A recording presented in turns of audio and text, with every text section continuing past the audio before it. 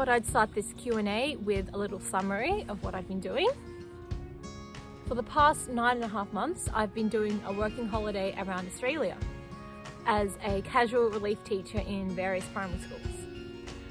So one of the questions that I get asked a lot is, why did you decide to start traveling?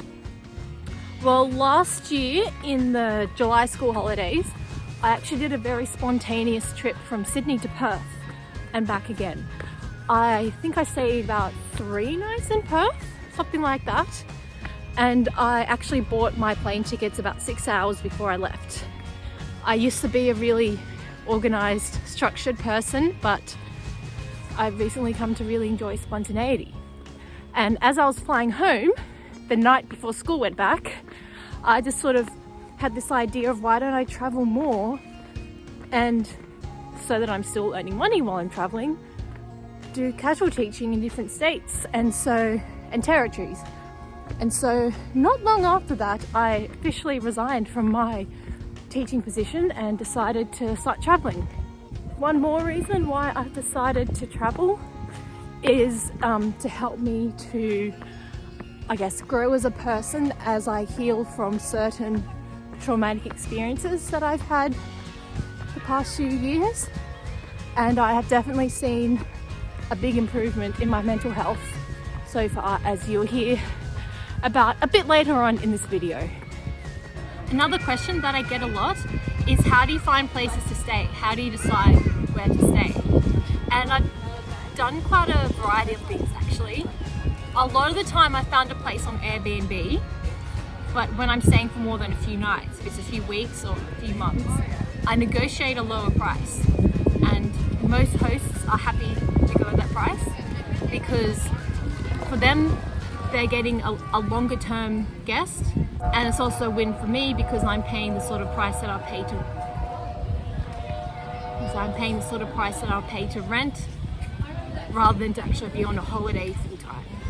I've also stayed with people that I've met at local churches. The place that I'm currently at, I actually found on the Facebook group Christian Flatmates Melbourne. Another question that I keep getting is, where are you working? Or where are you going to work at your next location? And the answer is either a whole lot of places or I don't know yet. Basically, when I arrive at each location, I just email a whole lot of local schools with my availability, and some of them will contact me and try to book me.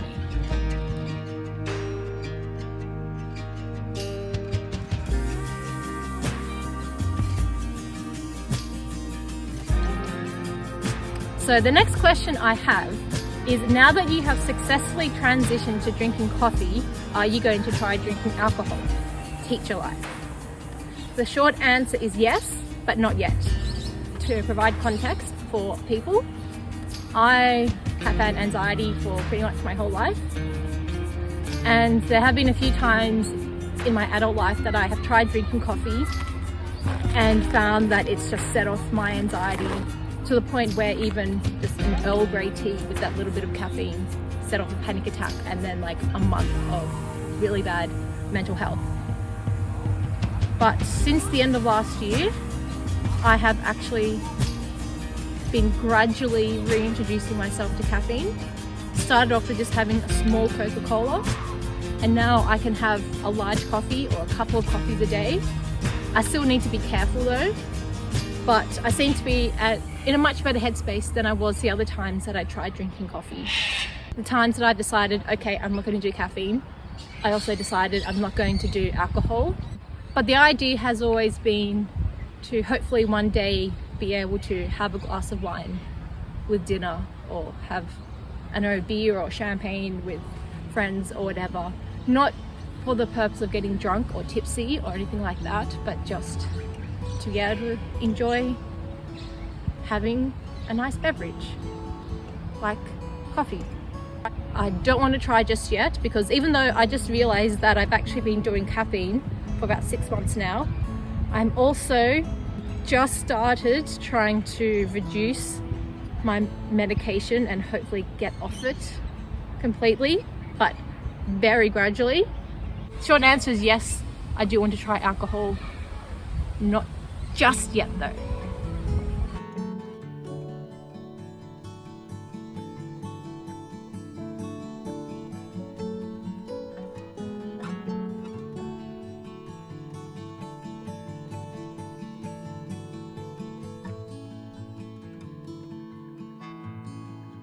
All right, I'm gonna touch the Murray River.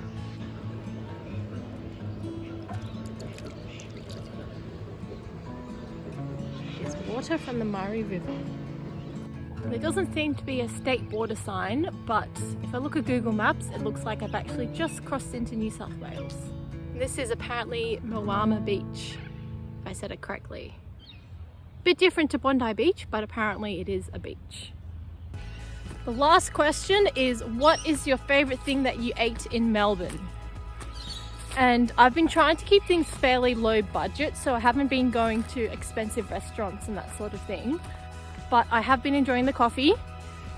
Kind of worked out to be good timing getting into coffee just before heading to Melbourne. I've also had some good sushi at a place called Ch22C. Even their packaging is nice. It's got artworks on it. And I've also had some good dumplings at, what was the place called? New Age dumplings? Something like that. New Era dumplings. I think it was. They were good too. Yeah, if I get any more questions in the next few hours, I will answer them. Otherwise, I'll end it there and film a bit more, I guess, during my return trip.